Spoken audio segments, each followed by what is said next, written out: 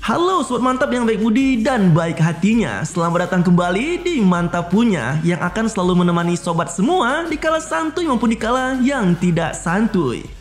Nah, alur film kali ini akan berkisah tentang seorang pria yang tak sadar jika istrinya itu adalah seorang ketua gangster paling brutal dan mengerikan. Dan inilah My Wife is a Gangster. 예, 형님. 그때 그 전문가 좀 데리고 와봐. 예. Di awal film terlihat dua pria sedang berjalan di sebuah gedung. Pria dengan dandanan ala gangster dengan rambut pirang bernama Romeo. Sementara pria yang satu lagi bernama Ko Hyung Man. Keduanya berjalan memasuki sebuah ruangan dengan banyak anggota gangster lainnya yang telah menunggu di sana. Romeo rupanya datang bersama Hyung Man ke markas gangster untuk menginisiasi perekrutan temannya ke dalam organisasi gangster tempatnya bergabung. Yang menarik, organisasi gangster mereka ternyata dipimpin oleh seorang wanita bernama Yoon Jin. Yoon Jin sendiri menjadi kepala organisasi gangster bukanlah tanpa alasan cuy. Meski seorang wanita, namun ia diketahui merupakan petarung yang sangat brutal. Bahkan dia bisa menjadi sangat mengerikan tergantung situasi yang dihadapinya. Di masa kecilnya ia sudah sering bergaul dengan para berandalan yang membuatnya menjadi sangat jago serta lincah dalam bertarung. Bahkan keahliannya dalam bertarung dan menjadi pemimpin gangster telah membuat dirinya mendapat julukan khusus sebagai Mantis. Tak lama kemudian, sebuah panggilan telepon diterima oleh salah satu anak buah Yoon Jin. Panggilan tersebut ternyata merupakan informasi terkait keberadaan dari seseorang yang telah lama dicari oleh si pemimpin gangster itu. Tanpa menunggu terlalu lama, Yoon Jin dan anak buahnya pun segera menuju ke lokasi yang disebutkan. Usut punya usut, rupanya orang yang dicari sang bos gangster itu tak lain dan tak bukan adalah saudaranya sendiri, yaitu bernama Yuna. Mereka berdua diketahui sempat tinggal di panti asuhan setelah orang tuanya meninggal. Akan tetapi, keduanya harus dipisah oleh takdir setelah salah satu dari mereka diadopsi.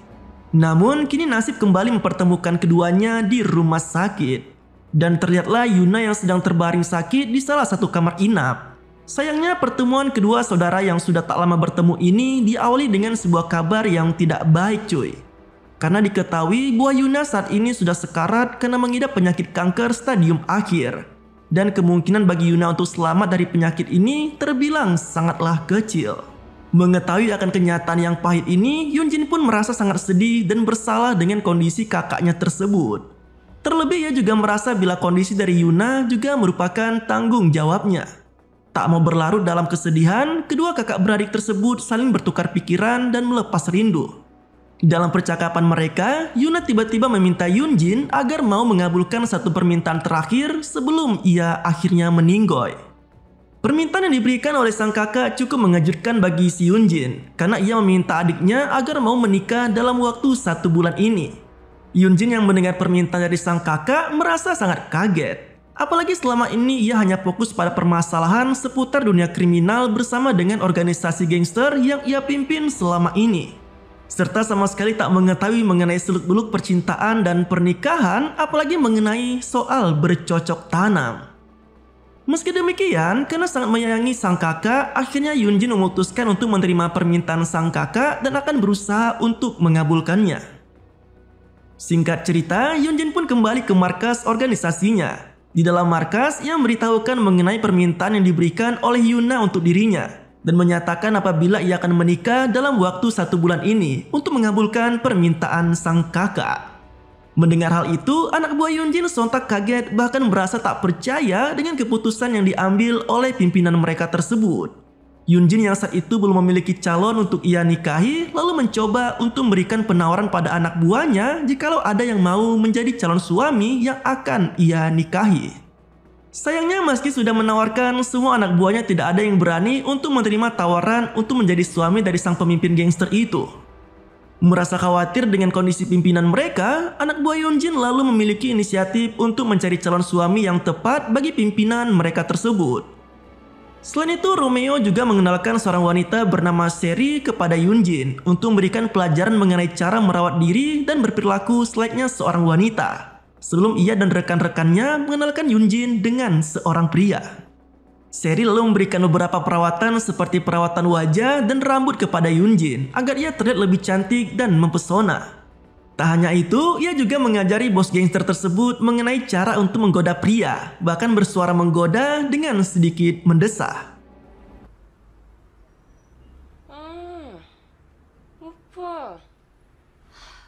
Singkat cerita, Yoonjin yang sudah berdandan cantik selayaknya wanita pada umumnya akhirnya siap untuk bertemu dengan pria yang dicari oleh anak buahnya untuk menjadi calon suaminya. Perjodohan yang instan ini di awal berjalan cukup baik, di mana kedua belah pihak saling perkenalkan diri mulai dari nama dan juga pekerjaan yang mereka miliki. Setelah sampai pada asal-usul keluarga, Yoonjin yang tak bisa menjawab secara pasti karena ia merupakan anak dari panti asuhan malah mempraktekkan gaya menggoda yang diajarkan oleh Seri di depan calon suaminya. 오빠, 언제까지 결혼할 수 있어? 나 빠를수록 좋은데.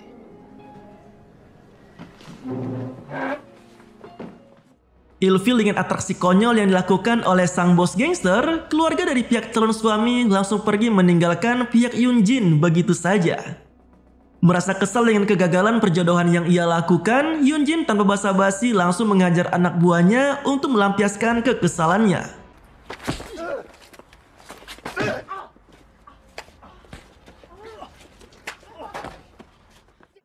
Setelah kemarahannya cukup reda, ia pun pulang menggunakan mobil. Namun tiba-tiba di tengah jalan ada dua pria yang menggodanya. Emosi dengan godaan tersebut, Yoonjin langsung mengejar mobil yang dikendarai oleh dua pria yang menggodanya dan menabrak mereka sampai berhenti.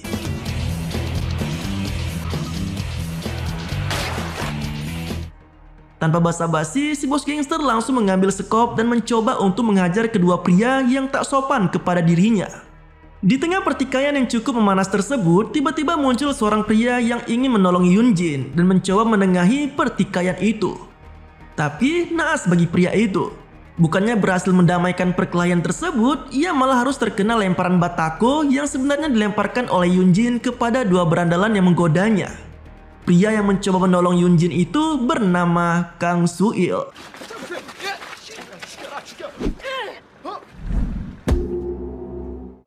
Dan singkat cerita, ia pun dibawa ke rumah sakit untuk diobati setelah menerima lemparan batako di kepalanya.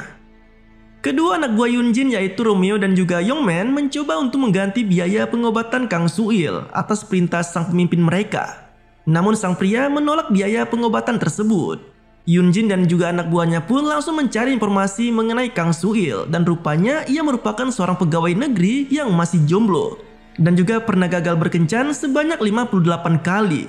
Dari informasi tersebut, anak buah Yoonjin pun lalu memiliki rencana untuk menjodohkan bos mereka dengan pegawai negeri sipil itu.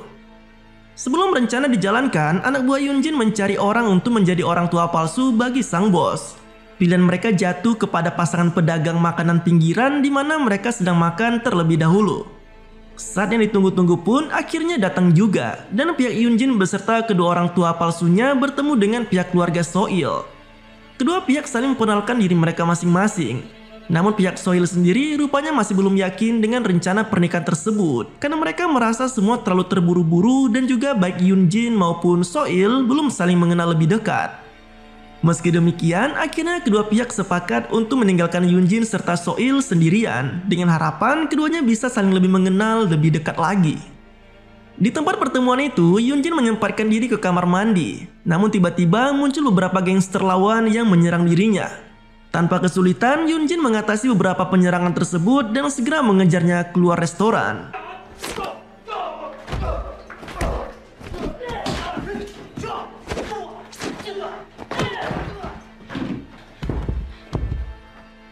Setelah gagal mengejar penyerangnya, Yoonjin bertemu dengan Kang Soo-il yang tiba-tiba muncul menemuinya dan tanpa basa-basi ia pun langsung melamarnya serta memberikannya buket bunga untuk menunjukkan ketulusannya dalam melamar Yoonjin. Kejadian ini sendiri dilihat oleh anak buah Yoonjin dari kegelapan. Di sisi lain, berita mengenai rencana pernikahan dari Yoonjin didengar oleh organisasi gangster saingannya yaitu White Shark atau Hiu Putih.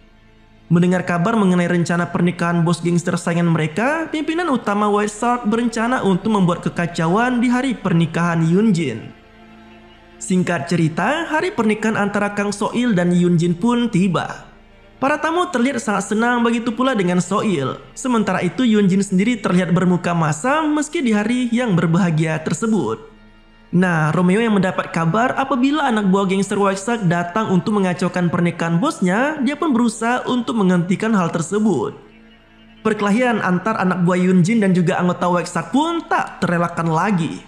Yunjin merasa kesal dengan perkelahian tersebut dan berusaha untuk tidak menghiraukannya dan fokus pada pernikahannya saja. Perkelahian tersebut akhirnya diketahui oleh para tamu di sana. Namun tanpa disangka, para tamu justru mengira keributan tersebut adalah pertunjukan yang merupakan bagian dari acara pernikahan dan malah menikmatinya sampai memberikan tepuk tangan.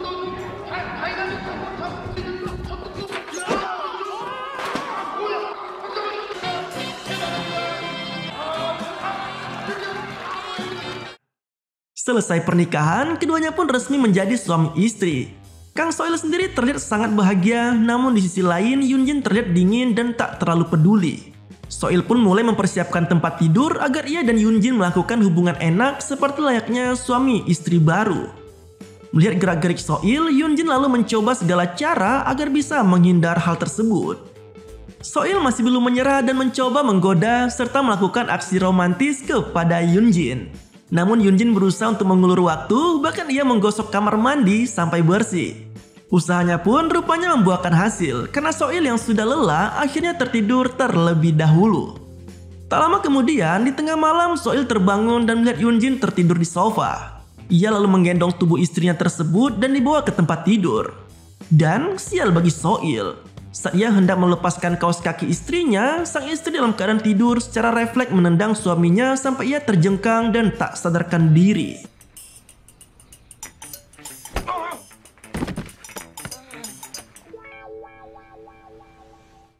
Di sisi lain, bos besar yang menjadi pemimpin utama dari gangster yang dikepalai oleh Yunjin datang untuk melihat kondisi organisasinya setelah pulang dari liburan di luar negeri. Bos besar lalu bertanya di mana Yunjin saat ini. Romeo berusaha menutupi mengenai pernikahan Yunjin. Namun Yongman malah memberitahu apabila Yunjin saat ini sedang berbulan madu. Mendengar hal tersebut, bos besar pun sangat murka. Sementara itu, Yunjin yang baru pulang, dia pun langsung tidur.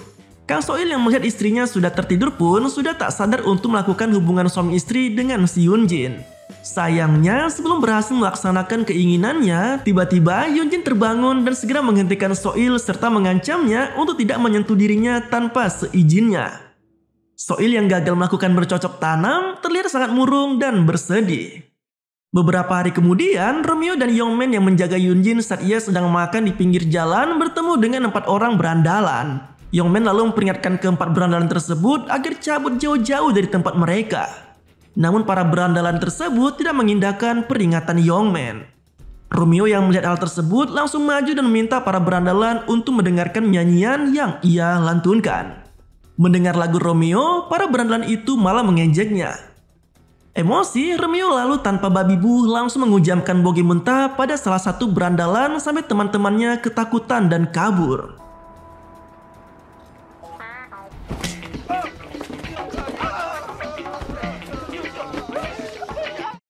Sesampainya di rumah, terlihat Kang Soil masih belum menyerah agar bisa melakukan cocok tanam dengan Yunjin. Nah, saat Yunjin pulang dengan kondisi mabuk, Soil langsung berusaha melancarkan usahanya agar bisa berhubungan dengan istrinya tersebut. Yunjin sendiri sudah memberikan peringatan, namun Soil terus memaksanya.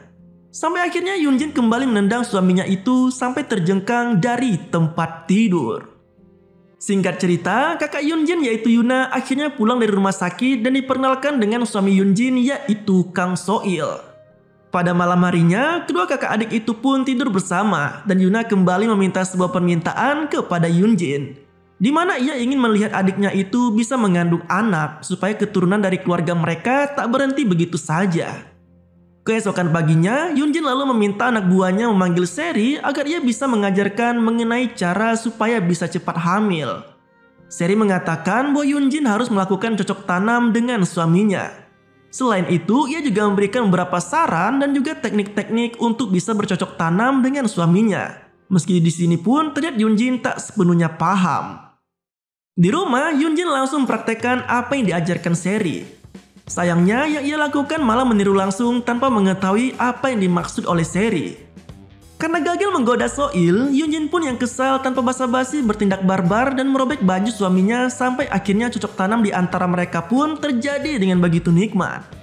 Merasakan enaknya bercocok tanam, kali ini Yunjin malah ketagihan dan akhirnya dimanapun ada kesempatan, ia pun memaksa Soil untuk melakukannya. Saking ketagihannya, mereka bahkan melakukannya di dalam lift dan di meja makan. Soil yang tidak berdaya mau tak mau harus mau memenuhi kesaknian dari sang istri dan melakukan hubungan itu setiap ia menginginkannya. Beberapa saat kemudian diketahui apabila proyek pembangunan bangunan baru yang dilakukan oleh organisasi Yunjin telah selesai dan ia beserta para anggotanya merayakan dengan makan-makan. Sayangnya situasi yang menyenangkan menjadi berubah saat salah satu anak buah gangster White Shark datang untuk mengacau. Kesal dengan perilaku menyebalkan itu, Yunjin langsung menusuk kepala si gangster dengan sebuah sumpit sampai menembus.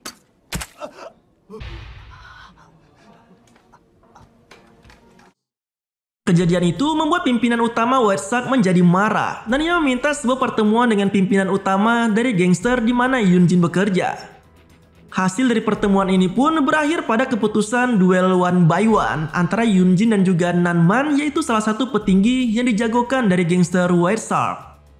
Duel seru antara kedua petinggi gangster yang saling bersaing itu pun tak terelakkan lagi. Meski sama-sama jago, Yunjin terbukti lebih unggul dan berhasil mengalahkan Nanman. Meski tak membunuh lawannya di akhir duel, ia sempat menginjak kakinya ke pusaka lawannya tersebut.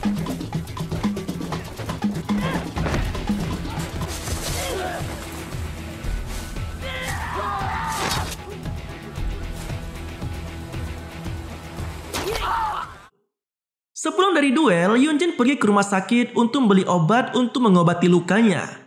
Ia juga mencoba membeli alat tes kehamilan yang ada di sana. Nah, ternyata setelah mencoba tes tersebut, ia positif hamil. Yunjin lalu langsung menceritakan kabar bahagia ini kepada kakaknya Yuna, yang memang sangat berharap adiknya bisa memiliki momongan.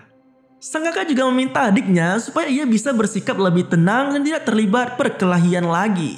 Yunjin akhirnya menelepon Kang Soil agar ia pulang. Di rumah, Soil tanpa sengaja melihat tato naga yang ia lihat di belakang punggung Yunjin.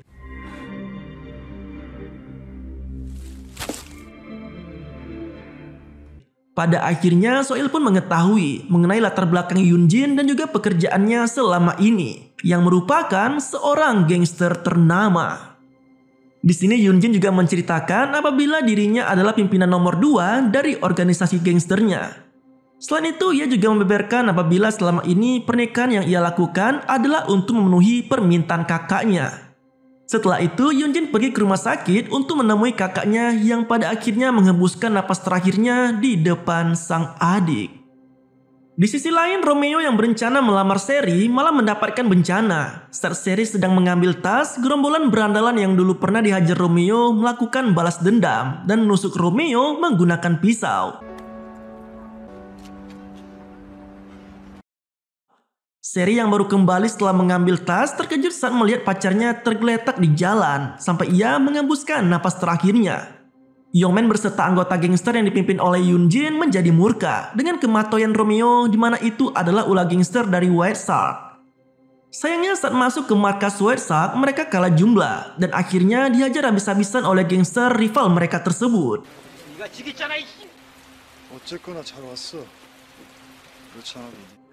Kabar mengenai kematoyan Romeo sampai ke telinga Yunjin. Mau tak mau Yunjin pun pergi untuk bertarung meski saat ini ia sedang berbadan dua. Seorang diri ia melawan anak buah gangster White Shark satu persatu. Meski sempat unggul di awal, namun jumlah anggota White Shark beserta Nanman yang cukup banyak akhirnya membuat Yunjin kewalahan dan terpukul mundur. Akhirnya ia pun harus kalah setelah menghadapi banyak musuh.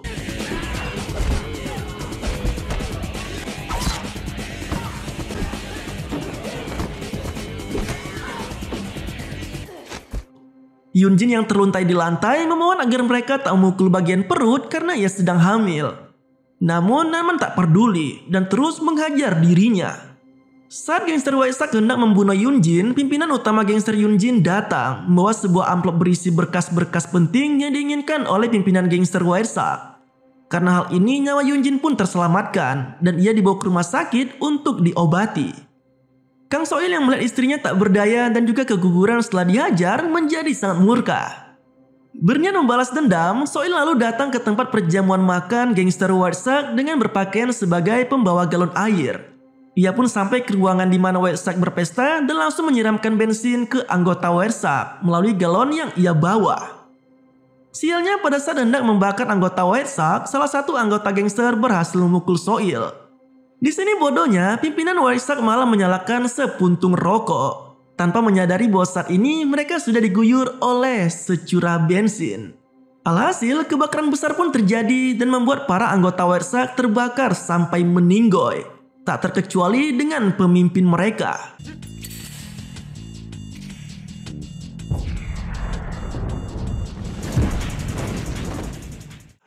Melihat kondisi tersebut, Soil lalu mengambil kesempatan kabur melarikan diri dari sana. Nah, singkat cerita, Kang Soil kini terlihat sedang bersama dengan anggota gangster Yunjin dan ternyata ia pun sudah resmi menjadi seorang gangster seperti istrinya. Dimana ia kini ikut membantu Yunjin dalam duel dengan gangster lain. Dan kisah pada film ini pun berakhir. That's a fact, never looking back. I'ma keep myself on track, keep my head up, staying strong, always moving on. Feel I don't belong, tell my thoughts to move along, push myself to be the best.